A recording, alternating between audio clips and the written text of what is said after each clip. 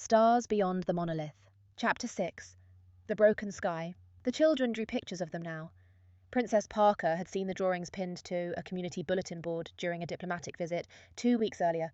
5 crude, crayon-bright figures standing shoulder to shoulder above a planet rendered in careful, hopeful blue. A child's understanding of gratitude expressed the only way children knew how to express something too large for words.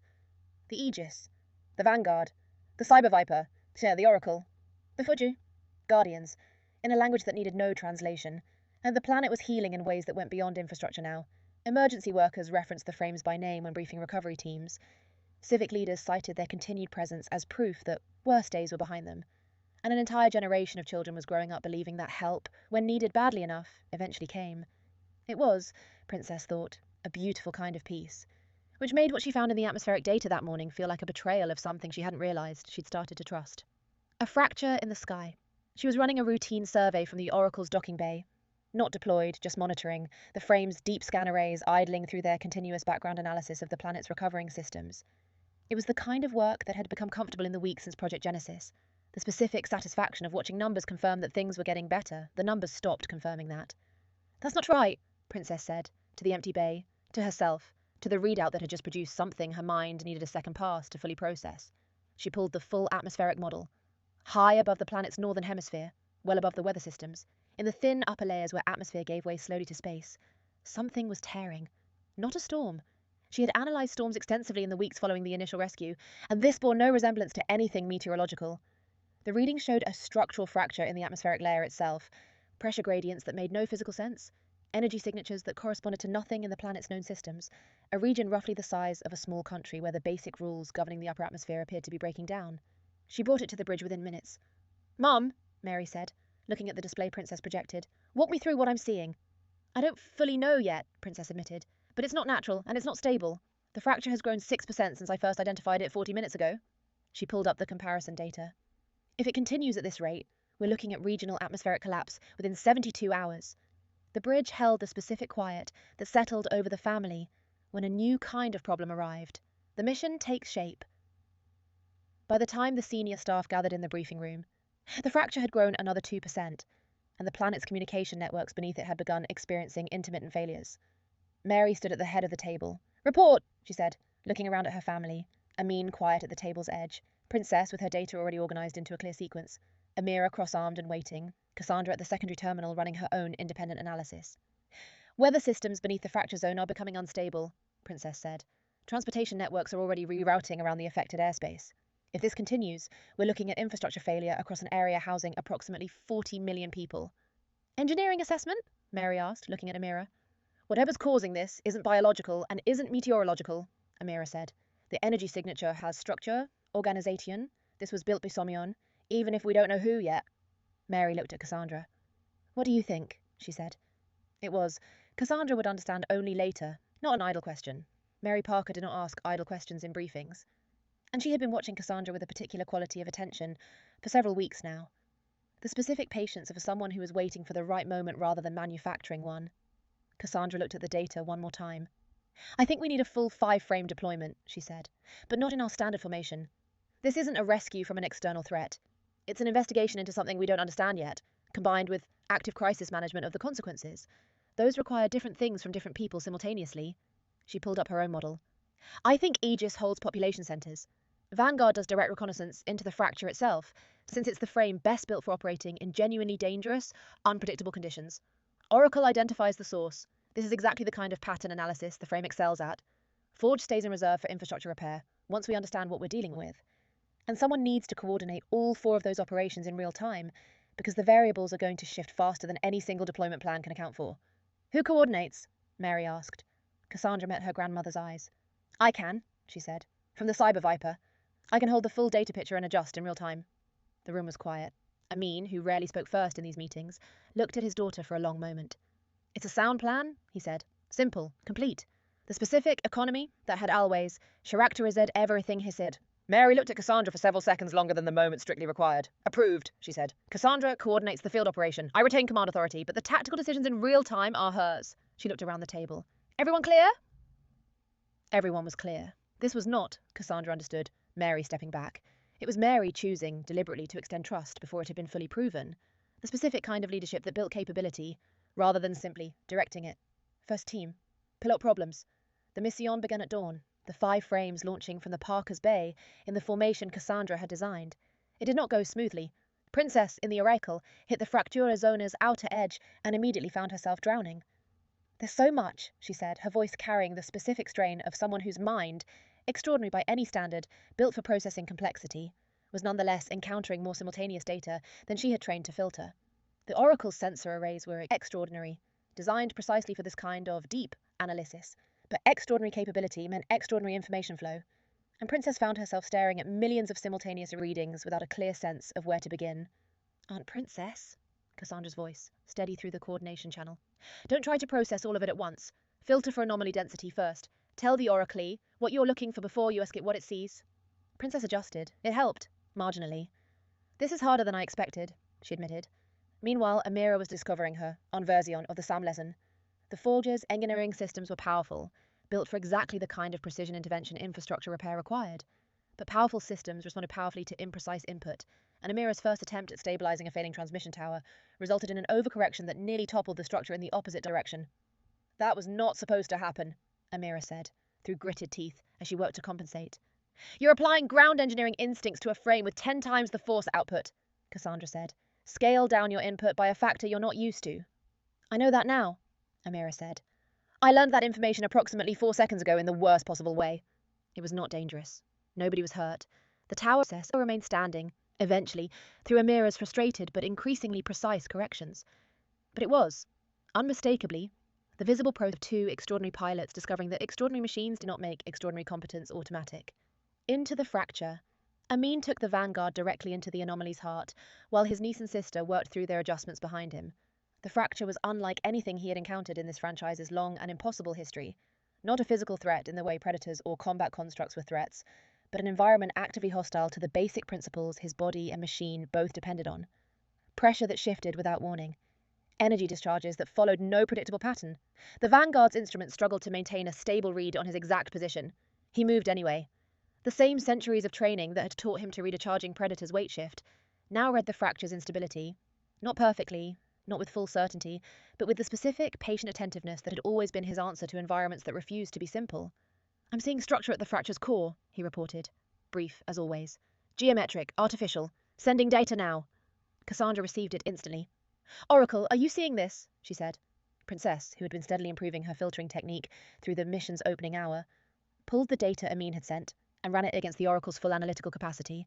And there, finally, her actual strength found its footing. Pattern recognition. Not raw information processing, which had nearly overwhelmed her, but the specific, intuitive capacity to see relationships between data points that did not announce themselves. Obviously. She had always been this way.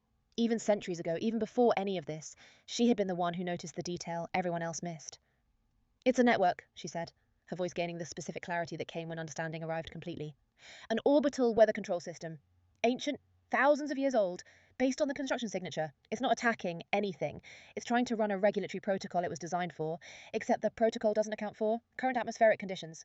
It's trying to fix a problem that doesn't exist anymore, and the mismatch is what's tearing the sky." "It's not hostile," Cassandra said. "Confirming. Processing." "It's malfunctioning," Princess said. "Through age and obsolescence, not malice." The test. The solution once identified was not simple. 3 possible intervention paths existed. Cassandra mapped them within minutes of Princess's discovery, each one carrying its own risk profile, none of them obviously correct. Path 1, direct shutdown executed by Amin, physically disrupting the network's core processing node. Fast but risked an uncontrolled energy release if the shutdown wasn't perfectly timed. Path 2, gradual recalibration, executed by Princess feeding the Oracle's environmental data directly into the ancient system to update its operating parameters. Safer, but slower, and the fracture was still growing. Path 3, a combined approach, requiring precise synchronization between all 5 frames simultaneously. "Tell me what you see," Cassandra said into the open channel, to the family she was now responsible for coordinating. Mari, holding her shielding position above the largest population center, said nothing immediately. She was watching, waiting. Cassandra felt the specific weight of her grandmother's silence, not absence, but deliberate restraint. The decision was Cassandra's to make. She looked at the data one more time, at the growing fracture, at the 72-hour window that was now closer to 40, at her family, each in their frame, each waiting for direction. Combined approach, she said. Mum, hold the population shields. That doesn't change. Dad, you get us physical access to the core. Aunt Princess, the moment he's in position, you feed the recalibration data directly through his access point. It'll be faster than running it through the network's standard input channels. Amira, I need the forge ready to stabilize the core structure the instant the protocol updates, because the transition itself might cause a structural stress spike. A pause. This isn't perfect, she said, but it's the fastest path that doesn't risk an uncontrolled release.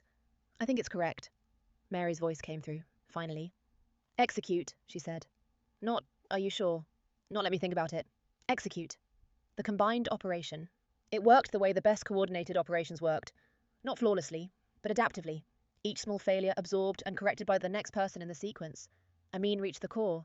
The access point was narrower than projected. He adjusted his approach angle in the moment, the Vanguard's precision making up for the data's imperfection. In position, he said. Princess fed the recalibration data the instant he confirmed it. Her hands steady now. The panic of the mission's opening hour replaced by the specific, focused calm of someone operating from genuine strength, rather than borrowed confidence. Data transmitted, she said. Updating now. The ancient network received new parameters it had been built to accept, but had never been given. Current atmospheric data, current population patterns, the specific information it needed to understand that the world below it had changed since whoever built it had walked away. The fracture's growth rate slowed, then stopped. Then, as the structural stress of the transition rippled through the core, began to generate exactly the kind of dangerous spike Cassandra had anticipated. Now, Amira, Cassandra said. The forge was already moving. Amira's corrections, calibrated and precise after a full mission's worth of learning, met the stress spike with exactly the right amount of stabilizing force. Not too much, not too little. The specific, hard-won precision of someone who had spent the mission's opening hour failing specifically so she could succeed in this exact moment. Core stabilized, she reported. Her voice carried something unfamiliar. Not her usual sharp confidence, but something quieter, earned. The fracture slowly began to close. What remained? It took another hour for the sky to fully settle, the fracture sealing itself as the ancient network completed its updated regulatory cycle. The atmosphere above the planet's northern hemisphere returning to. The stable patterns the population had spent weeks learning to trust again. The 5 frames returned to the Parker in formation. That evening, all 5 pilots stood together on the observation platform, the planet turning peacefully below them. I almost dropped a tower on a city, Amira said, with the specific, deflecting humour she used for things that had actually frightened her. In my defence, I didn't drop it. I want that on the record. You corrected beautifully, Princess said. Eventually. Eventually is doing a lot of work in that sentence. Princess looked at her daughter with the warm, knowing patience of a mother who had raised this exact combination of stubbornness and brilliance. Piloting is harder than I expected, Princess admitted, to the group, to herself. I thought understanding the technology would be enough. Amin, standing slightly apart as he always stood, looked at both of them. You'll improve, he said. 3 words? For Amin. It was practically a speech. Everyone laughed. Amira loudest, Princess softest, even Mary, standing at the platform's edge, allowing herself the specific warmth she rarely displayed openly.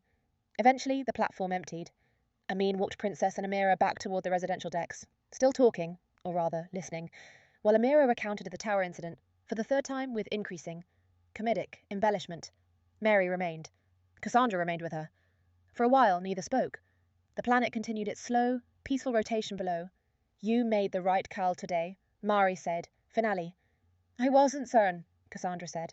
The combined approach had real risk. If Amira's timing had been off by even a few seconds, it wasn't off, Mary said, because you built a plan that accounted for what each person needed to succeed, and then you trusted them to succeed at it. She looked at her granddaughter. That's the part most people miss, when they think about leadership. They think it means having the answer. It doesn't. Cassandra looked at her. Then what does it mean? Mary was quiet for a moment, choosing the words with the specific care she gave to things she wanted to be understood completely. A captain doesn't lead because she has all the answers, Mary said. A captain leads because people trust her when the answers aren't clear. She looked at the planet. You didn't know for certain the combined approach would work today. None of us did. But everyone followed you anyway. Do you understand why? Cassandra thought about it. Because I'd earned it, she said. Slowly. Over time. Because you'd earned it, Mary agreed. That's the only way it's ever earned. They stood together for a while longer, the specific, comfortable silence of 2 people who understood each other completely. Then the Parker's communication array chimed. A new signal, arriving from a region of space the ship had not yet charted, carrying the same unmistakable signature of distress that had first brought them to this world. Mary looked at the alert. She looked at Cassandra. Pull the data, she said. Let's see what's calling us this time. Cassandra was already moving toward the terminal. the specific, settled confidence of someone who understood, more clearly than she had that morning, exactly what kind of person she was becoming. Behind them, the planet that had once needed rescuing continued its peaceful turning, safe, healing, watched over by 5 guardians who had, in their own different ways, all learned something about themselves today. Ahead of them, the dark held its next call, and the family that had answered everyone before would, once again, answer this. End of Chapter 6. The Broken Sky, Estrellas más allá del Monolito. Capítulo 6. El cielo roto. Los niños dibujaban imágenes de ellos ahora. Princess Parker había visto los dibujos clavados en un tablón comunitario durante una visita diplomática 2 semanas antes. 5 figuras crudas, brillantes con crayón, paradas hombro a hombro sobre un planeta renderizado en un cuidadoso y esperanzador azul. El entendimiento de un niño sobre la gratitud, expresado de la única manera que los niños conocían para expresar algo demasiado grande para las palabras. El ellos, el Vanguard, el Cyber Viper, el oráculo, la fragua, guardianes, en un lenguaje que no necesitaba traducción. El planeta se estaba curando de maneras que ahora iban más allá de la infraestructura. Trabajadores de emergencia referenciaban a los frames por nombre al informar a equipos de recuperación. Líderes civiles citaban su presencia continua como prueba de que los días peores habían quedado atrás, y toda una generación de niños estaba creyendo que la ayuda, cuando se necesitaba lo suficiente, eventualmente llegaba.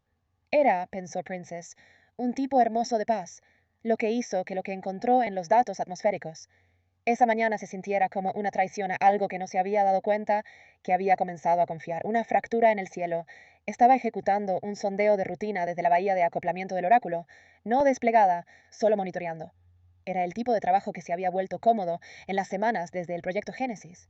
Los números dejaron de confirmar eso. Eso no está bien, dijo Princess, a la bahía vacía, a sí misma. Llevó el modelo atmosférico completo. En lo alto del hemisferio norte del planeta, muy por encima de los sistemas climáticos, algo se estaba desgarrando. No era una tormenta. Las lecturas mostraban una fractura estructural en la capa atmosférica misma, gradientes de presión que no tenían sentido físico. Lo llevó al puente en minutos. «Mamá», dijo Mary, mirando la pantalla que Princess proyectó. «Explícame qué estoy viendo». «Todavía no sé completamente», admitió Princess. «Pero no es natural y no es estable. La fractura ha crecido 6% desde que la identifiqué por primera vez hace 40 minutos. La misión toma forma. Para cuando el personal superior se reunió en la sala de reuniones, la fractura había crecido otro 2%. Reporte, dijo Mary, mirando alrededor a su familia. Los sistemas climáticos bajo la zona de fractura se están volviendo inestables, dijo Princess. ¿Evaluación de ingeniería?, preguntó Mary, mirando a Amira. Lo que sea que esté causando esto no es biológico ni meteorológico, dijo Amira. La firma de energía tiene estructura. Organización. Mary miró a Cassandra. ¿Qué piensas?, dijo. Cassandra miró los datos una vez más. Creo que necesitamos un despliegue completo de 5 frames, dijo, pero no en nuestra formación estándar. Explicó su plan completo. Ellos sosteniendo centros de población, Vanguard haciendo reconocimiento directo, Oracle identificando la fuente, Forge en reserva para reparación. ¿Quién coordina?, preguntó Mary. Cassandra encontró los ojos de su abuela. Yo puedo, dijo. Desde el Cyber Viper. Eamon, que raramente hablaba primero en estas reuniones, miró a su hija por un largo momento. Es un plan sólido, dijo. Mary miró a Cassandra por varios segundos más de lo que el momento estrictamente requería. Aprobado, dijo. Cassandra coordina la operación de campo. Yo retengo la autoridad de mando, pero las decisiones tácticas en tiempo real son suyas. Problemas de pilotos primerizos. La misión comenzó al amanecer. No fue sin problemas.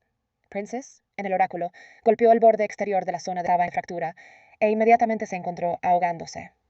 Hay tanto, dijo, su voz llevando la atención específica de alguien cuya mente está encontrando más datos simultáneos de los que había entrenado para filtrar. Tía Princess, la voz de Cassandra, constante a través del canal de coordinación. No intentes procesar todo a la vez. Filtra por densidad de anomalía primero. Princess se ajustó. Ayudó. Marginalmente. Mientras tanto, Amira estaba descubriendo su propia versión de la misma lección. Su primer intento de estabilizar una torre de transmisión falando resultó en una sobrecorrección que casi derribó la estructura en la dirección opuesta. Eso no debía pasar, dijo Amira, con los dientes apretados. Estás aplicando instintos de ingeniería terrestre a un frame con 10 veces la salida de fuerza, dijo Cassandra. Reduce tu entrada por un factor al que no estás acostumbrada. Ya lo sé ahora, dijo Amira. Aprendí esa información hace aproximadamente 4 segundos, de la peor manera posible. Dentro de la fractura, Eamon llevó el Vanguard directamente al corazón de la ahora que estoy viejo que geométrica artificial enviando datos ahora. Oráculo, ¿estás viendo esto? Dijo Cassandra. Princess tomó los datos que Amin había enviado y los ejecutó contra la capacidad analítica completa del oráculo. Y ahí, finalmente, su verdadera fuerza encontró su lugar. Reconocimiento de patrones. Es una red, dijo, su voz ganando la claridad específica que llegaba cuando la comprensión llegaba completamente. Un sistema orbital de control climático, antiguo, no está atacando nada. Está intentando ejecutar un protocolo regulatorio para el que fue diseñado, excepto que el protocolo no considera las condiciones atmosféricas actuales. No es hostil, dijo Cassandra. Está fallando, dijo Princess, por edad y obsolescencia, no por malicia. La prueba. Existían 3 posibles caminos de intervención. Dime qué ves, dijo Cassandra, al canal abierto, a la familia que ahora era responsable de coordinar. Mary, sosteniendo su posición de escudo, no dijo nada inmediatamente. Estaba observando, esperando. La decisión era de Cassandra para tomar. Enfoque combinado, dijo. Mamá, mantén los escudos de población. Eso no cambia. Papá, consíguenos acceso físico al núcleo. Tía Princess, en el momento que él esté en posición, alimenta los datos de recalibración directamente a través de su punto de acceso. Amira, necesito la fragua lista para estabilizar la estructura del núcleo en el instante que el protocolo se actualice. Una pausa. Esto no es perfecto, dijo, pero es el camino más rápido que no arriesga una liberación incontrolada. Creo que es correcto. La voz de Mary llegó, finalmente. Ejecuten, dijo. ¿No estás segura? No, déjame pensarlo. Ejecuten. La operación combinada. Funcionó de la manera en que funcionan las mejores operaciones coordinadas. No perfectamente, sino adaptativamente. Amin alcanzó el núcleo. En posición, dijo. Princess alimentó los datos de recalibración en el instante que él confirmó. Datos transmitidos, dijo. Actualizando ahora. La tasa de crecimiento de la fractura se ralentizó, luego se detuvo, luego, mientras el estrés estructural de la transición se propagaba a través del núcleo, comenzó a generar exactamente el tipo de pico peligroso que Cassandra había anticipado. Ahora, Amira, dijo Cassandra. La fragua ya se estaba moviendo. Las correcciones de Amira, calibradas y precisas después de una misión completa de aprendizaje, encontraron el pico de estrés con exactamente la cantidad correcta de fuerza estabilizadora. Núcleo estabilizado, reportó. Su voz llevaba algo no familiar, no su confianza usualmente aguda, sino algo más silencioso. Ganado. La fractura, lentamente, comenzó a cerrarse. Lo que quedó esa noche, los 5 pilotos estaban juntos en la plataforma de observación. Casi dejé caer una torre sobre una ciudad, dijo Amiraf, con el humor específico y desviador que usaba para cosas que realmente la habían asustado. En mi defensa, no la dejé caer. Quiero eso en el registro.